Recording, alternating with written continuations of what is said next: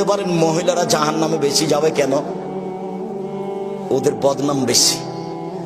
যখন আল্লাহ রাসূল বললেন ইয়া মাশারা নিসা তাসাদদাকনা ফাইন উরিদু আকসারা আহলিন নার, মহিলারা শোনো শোনো শোনো শোনো, তোমরা দান করো, আমি তোমাদের অধিকাংশ দেখি জাহান্নামে।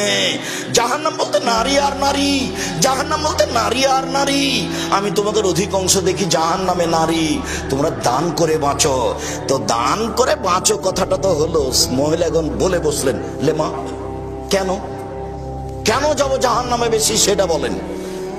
তখন আল্লাহ রাসূল বলছেন তুকসিরুল্লাহ, তোমরা মানুষের বদনাম করো, মানুষকে অভিশাপ করো, এসে কথা বলো, এই কারণে জাহান্নামে যেতে হবে। এক। দুই, স্বামীর কৃতজ্ঞ নও, স্বামীর তোমরা অকৃতজ্ঞ স্ত্রী, যার কারণে তোমাদেরকে জাহান্নামে যেতে হবে। রাসূল সাল্লাল্লাহু আলাইহি ওয়াসাল্লামকে জিজ্ঞাসা করো আল্লাহর নবী মান নাজাত, বাঁচার পথ কি? তখন আল্লাহ রাসূল বললেন শোনো, আলজাম লিসানাক, মুখে বদনাম করিও না, জান্নাত পাবা। দুই, ওয়ালজাম বাইতাক, বাড়ি থেকে বাহিরে যায়ও না, জান্নাত পাবা।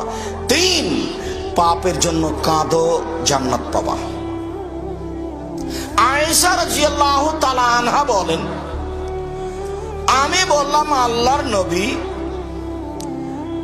সাফিয়ার জন্য এটাই যথেষ্ট, আপনি যে সাফিয়ার অত প্রশংসা করছেন, ও তো খাটো মহিলা, এই খাটো কথাটা বদনাম হয়ে গেছে। তখন আল্লাহ রাসূল বলছেন আয়েশা শোনো, লাকাত কুলতে কালিমাতান লা মুজিজাত বিহাল বাহর আলা মাজাজাতহু, আয়েশা তুমি যে কথাটা বলেছো, এই কথাটা যদি সাগরে ফেলে দেওয়া হয়, সাগরের পানি ঘোলা হয়ে যাবে। আয়েশা রাদিয়াল্লাহু আনহা কি বলেছেন? বলেছেন যে সাফিয়া খাটো, খাটো কথাটাই বদনাম।